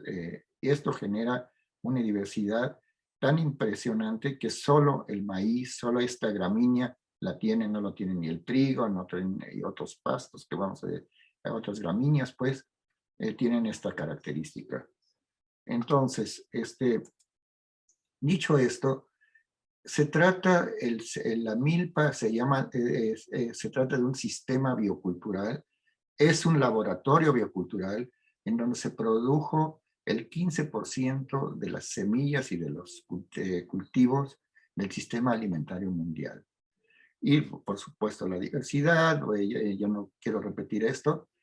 Hacer milpa es más que la parcela agrícola, y las milpas desde sus inicios se componen de plantas domesticadas silvestres y toleradas. O sea, estas toleradas, que generalmente se llaman hierbas malas, las plantas negadas por la agricultura industrial, son sumamente importantes. Y entonces, una de las características centrales de la milpa es la evolución, y su evolución de las milpas dependen del libre intercambio comunitario de las semillas y plantas. Así es que la aproximación moderna, incluso hacia las semillas, es completamente contraria a justamente esa coevolución que han tenido las comunidades campesinas e indígenas con el concepto del libre intercambio comunitario de las semillas. Es parte fundamental de la coevolución y de la generación de esta diversidad biocultural. Y un tema interesante, importante, es la memoria biocultural. Y claro, por supuesto, hay muchos tipos de milpas con los distintos ensambles de biodiversidad. Y bueno, y un tema importantísimo es justamente lo que ya se habló de las deidades protectoras de la milpa, o de justamente de la manera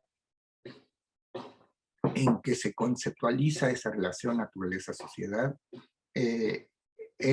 alrededor de la milpa, o alrededor de esta actividad biocultural.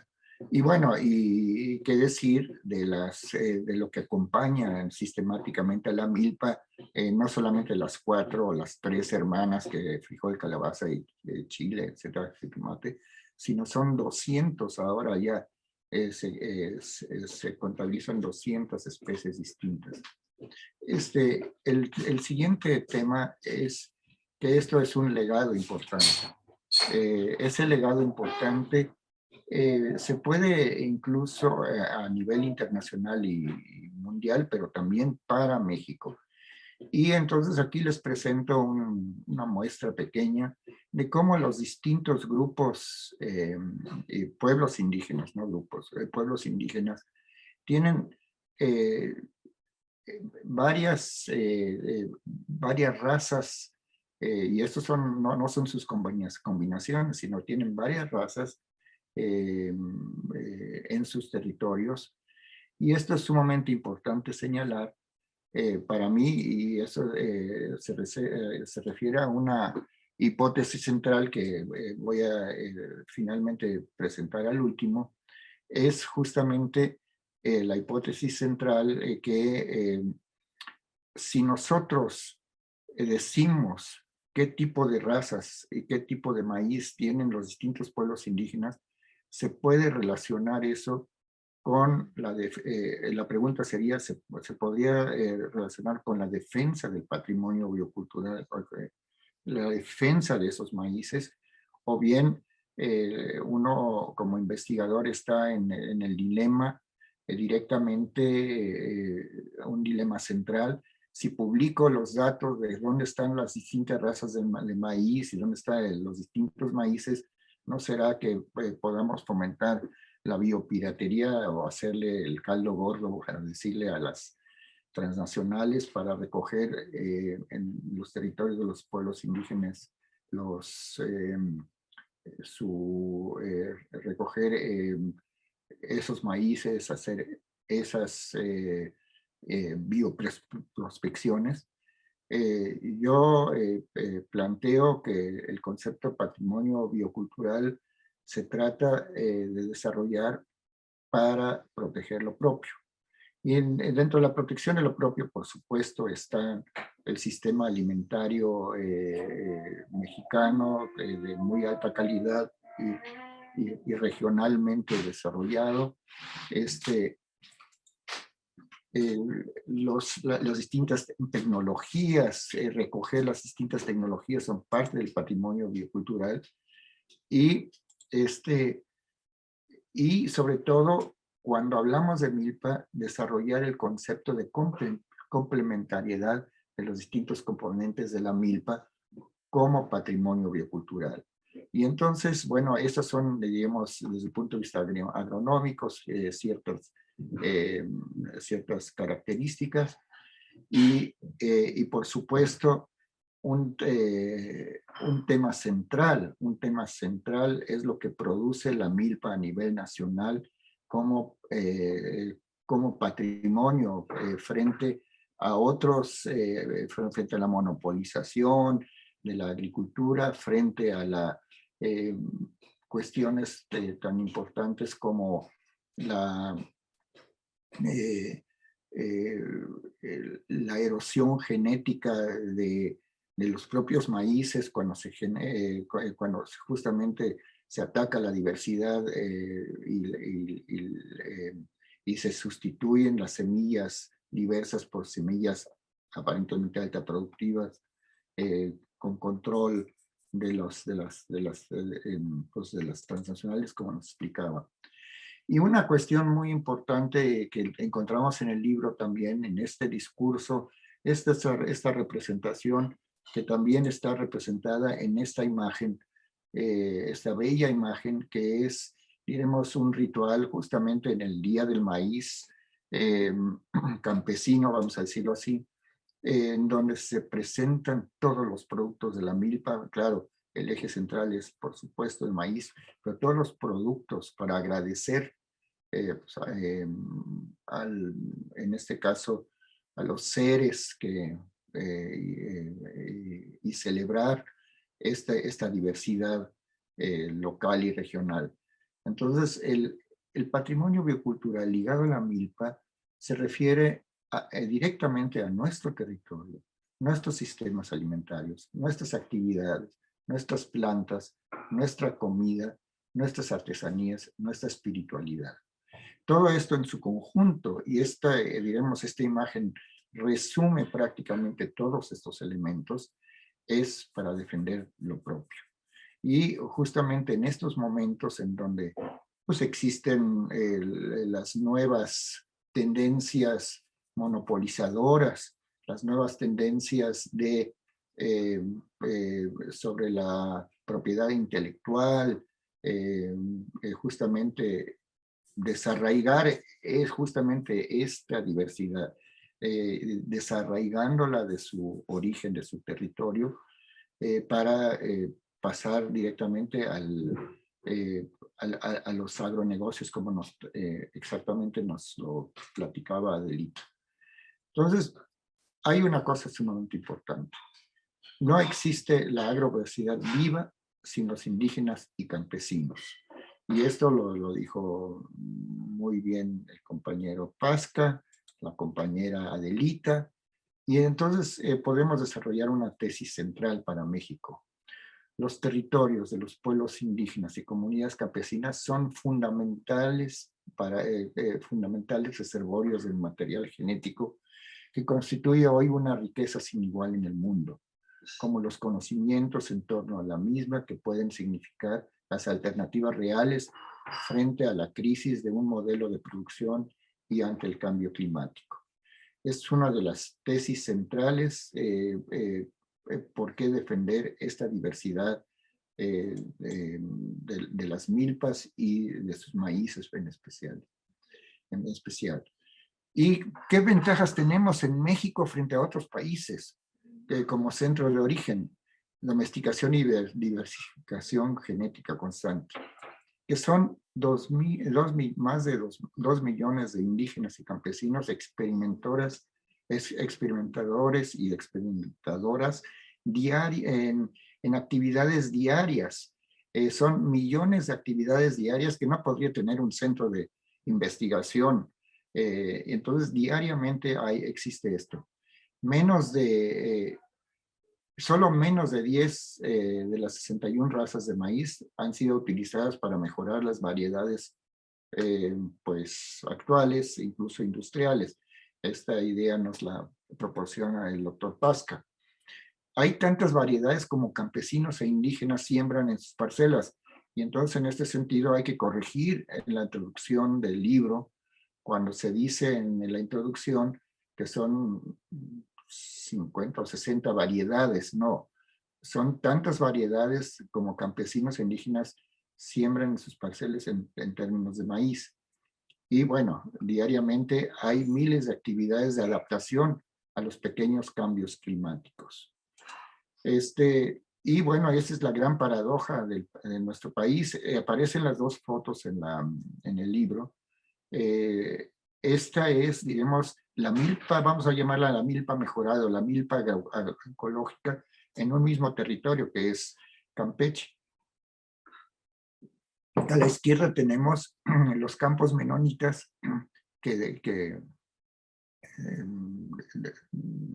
vamos a decir que desmontan todo el área, mientras que en los campos campesinos mayas que hacen la milpa mejorada, vamos a decir biodiversa, en donde también tienen trabajos para enfrentar las inundaciones y huracán, por ejemplo la siembra de yuca, etcétera, que sí aguantan momentáneamente las inundaciones.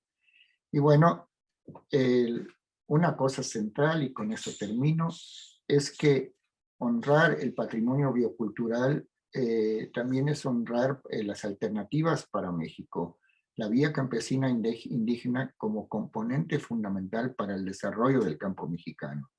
Y si esto es algo central, porque el campo mexicano es centro y la cultura mexicana se construye a partir de la milpa mesoamericana. Entonces hay varios atributos en esta milpa y en esas perspectivas, pero para las alternativas tienen que basarse en una ley de protección de semillas nativas y sistemas de cultivo milpera que ya se adelantó un poco en este régimen actual, evidentemente la derogación de la Ley Federal de Producción y Certificación y Comercio de Semillas, y por otra parte, por supuesto, en una cuestión central de no vincular a México a la UPOV 91, que justamente va en contra de estos términos de control de las semillas colectivo y etcétera. Desarrollar la soberanía alimentaria en base a sistemas agroecológicos que implican a la milpa, desarrollar un desarrollo regional endógeno, aplicando el diálogo de saberes y desarrollar la alimentación de calidad de origen mesoamericano, según nos dice el ya mencionado hoy el relator de las Naciones Unidas, Schutter. Y bueno, apoyar la enorme masa crítica de investigadores del Centro de Investigación Pública para la construcción del Sistema Nacional Alimentario a partir también de las milpas.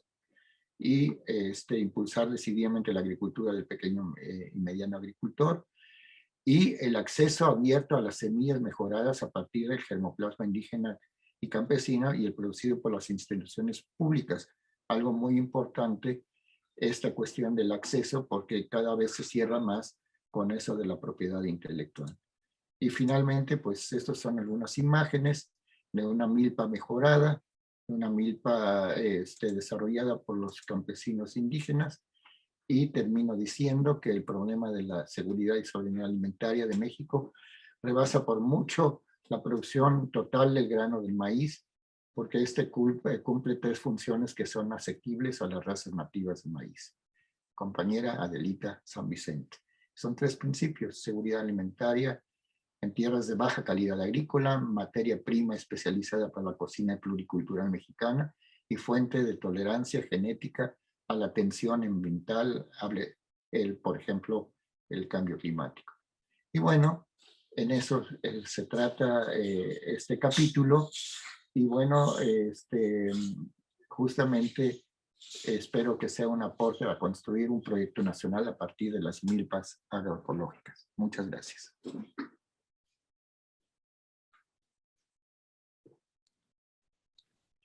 Pues muchas gracias, doctor Eckart. Bueno, lamentablemente el tiempo se acaba, pero tenemos 2 minutos para comentarios finales. Entonces, si les parece, van haciendo su participación en el orden en el que presentaron, ¿sí? Adelante, doctora Cristina. Pues realmente no queda mucho que añadir después de, como ha dicho Carlos, la riqueza de todas las presentaciones, ¿no? Yo creo que queda muy clara la riqueza de este libro. Recomendaría además también acudir al capítulo del doctor Ricardo Garibay, excelente por la muestra tan amplia que nos da de ejemplos y de la importancia de la agrobiodiversidad, de la agroecología y de los sistemas tradicionales campesinos. Entonces, pues eso sería de mi parte todo, agradecer esta oportunidad de presentar este bellísimo libro. Una vez más, felicidades. Muchas gracias. Doctor Rafael, por favor. Bueno, estoy contento porque veo señales que nos hace pensar que va a haber una campaña fuerte por la recuperación de nuestras tradiciones agrícolas y de consumo de la cocina. El primero es la publicación por el INAH, no solamente de este libro, sino de otros como este de las respuestas del maíz y otros dos que por allá andan. Entonces me da mucho gusto que se estén publicando. Por el otro lado, por la activación del programa de autosuficiencia alimentaria también por parte de Víctor Suárez y su equipo. Entonces, en ese sentido, creo que el futuro del maíz depende de dos cuestiones. Una fundamentalmente de parte de los productores, pero también de los consumidores. Claro, fundamentalmente de los campesinos indígenas que siguen sus tradiciones culturales, pero también de la mayoría de la población en las zonas urbanas. Quiero también señalar que ha habido periodos de apoyo a la cultura del maíz y periodos de abandono. Entonces, ojalá y este nuevo periodo tome consistencia y fuerza. Yo recuerdo, por ejemplo, quiero hacer recordar que la invasión española, la conquista, el sometimiento, trajo un revés muy fuerte a la cultura, la primera gran revés a la cultura del maíz, que después se logró superar y enriquecer a través de la asimilación de muchos productos del otro lado del mar.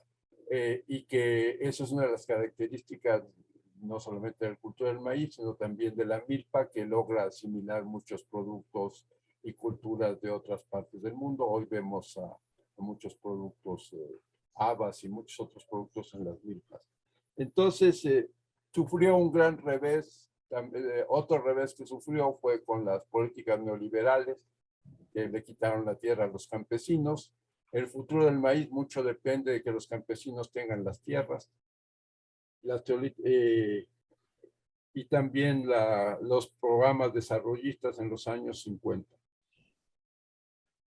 Quiero señalar finalmente que hay que hacer una lucha porque esta campaña dure más, buscar nuestros nexos y nuestros aliados con otros sectores. Yo llamo mucho la atención, formo parte del grupo de fitomejoradores de maíz y creo que ellos están haciendo su lucha y que debemos colaborar con ellos en la lucha por la defensa de la cultura del maíz. Hago también referencia a los chefs, son poderosos aliados, no solamente conservando el desarrollo de la cultura del maíz, sino desarrollándola a través de nuevos cultivos. Necesitamos hacer una campaña, recordando la campaña de Bonfil, necesitamos hacer una campaña mucho más poderosa ahora con estos libros que hay, con esas nuevas condiciones en la 4T, con la campaña de autosuficiencia alimentaria. Eso es fundamentalmente mi mensaje. En ese sentido, bueno, yo hablé sobre las razas de maíz porque eso fue lo que se me encargó y es mi especialidad. Considero que la milpa es fundamental, pero también quiero señalar que gran parte de la producción de maíz, probablemente desde la época prehispánica, ya eran unicultivos de maíz. Ahí me permito, basándome en datos de Teresa Rojas, de diferir. Creo que no siempre fue milpa, también había unicultivos de maíz desde la época prehispánica y desde la época. Y el futuro de México de maíz estará basado tanto en la milpa como en el unicultivo de maíz. Y sobre todo en el desarrollo de nuestra cocina y que usemos los productos adecuados. Es fundamental el consumo, impulsar el consumo de la cultura del maíz en las ciudades también, para que se mantenga la diversidad, para que se desarrolle nuestra cultura sobre sus propias bases. Muchas gracias. Gracias, doctor Rafael. Doctora Adelita, por favor. Pues nada, agradecer mucho al Instituto Nacional de Antropología e Historia a este esfuerzo tan importante de este libro. Va a ser un hito muy, muy relevante. Y yo, pues, para dejar sobre la mesa, creo que, y lo puse en el chat, que no quepa duda de la fuerza de nuestro maíz. Algún día nos preguntábamos, hace algunos años, en otra feria que hicimos en la UNAM sobre la biodiversidad, si seguíamos manteniendo los intercambios de semillas ante la amenaza transgénica. Si no, podría ser una forma de propagación. Y creo que la respuesta pues la da el tiempo, como siempre, y en ese momento muchos campesinos dijeron, no, vamos a seguirlos manteniendo. La biodiversidad del maíz es más fuerte. Entonces yo creo que lo mismo sucederá. Hoy estamos en una nueva situación. Hoy el maíz nativo, nuestro maíz, está siendo ampliamente valorado y entonces tenemos que ahora buscar esas formas de reconocimiento, como ya dijo Eckhart, de reconocimiento a los pueblos indígenas y comunidades locales que lo siguen preservando, no permitir que se convierta, y lo decía Cristina, en el maíz azul que salga fuera del mundo y que aquí nos quedemos como sucedió con la quinoa en los países andinos, que tenemos que reforzar y que se queden las comunidades, que no puede ser que comunidades como Sotiapan, que producen una diversidad maravillosa, lo vendan y luego comen maseca. Entonces, tenemos mucho por hacer, una gran agenda, y pues muchas gracias por esta invitación. Muchas gracias, doctora. Y finalmente, doctora Eckart, por favor, sus Sí, comentarios. celebro que el INA haya publicado, y no solo el INA, publicado estos libros. Es una celebración y creo que no es casualidad, porque justamente recogiendo lo que nos dice Adelita, lo último, recogiendo esto, posicionar constantemente la importancia no solo del maíz, sino de la milpa, posicionarlo, como por ejemplo se está posicionando la milpa mejorada, mejorada entre comillas, pues la milpa agroecológica como alternativa de una vía campesina. Ese posicionamiento biocultural, porque insisto muchísimo en esto, como patrimonio biocultural de México, pone en el centro a México, ¿no? México y por supuesto los países andinos y los otros países que son centros de origen, los pone en una manera especial ante el concierto mundial de maíz como commodity, productos, los otros productos como commodities, como mercancías. Posiciona a México de manera especial, inclusive en las negociaciones como el Tratado de Nagoya o los otros, qué significan nuestros países. Y por eso celebro tanto estos 4 libros que se han mencionado, o 3, 4 libros. Y también celebro que se está desarrollando inclusive en la investigación directamente quiénes son los custodios, quiénes son los que están custodiando el maíz, quiénes son los defensores de los maíces. Por ejemplo, y esto remito al otro libro de los guardianes de la milpa de Yucatán, en donde hay grupos de campesinos y campesinas que están organizándose en ferias, en distintos lugares, para posicionar la milpa y en especial al maíz, pero también sus productos. Entonces celebro que el INA haya publicado y esté publicando estos libros, y qué bueno que se presentan en esta feria de antropología que organiza el INA año con año. Y claro, qué decir de lo que decía Adelita, pues hay que celebrar estos libros también en el, ¿qué es? 29 de septiembre, en el Día del Maíz, o 28 de septiembre, no sé qué día cae este año, y celebrar esto. Y también en el museo, mi querida, el museo que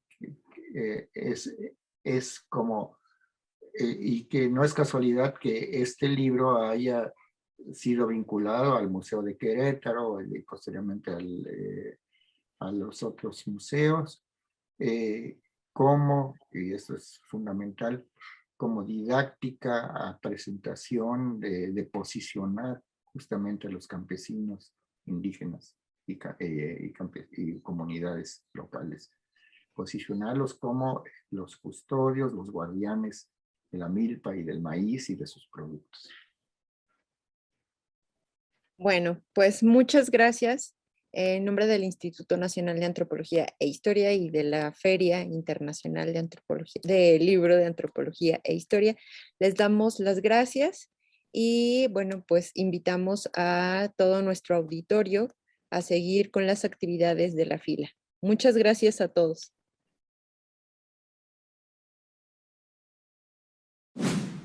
Gobierno de México.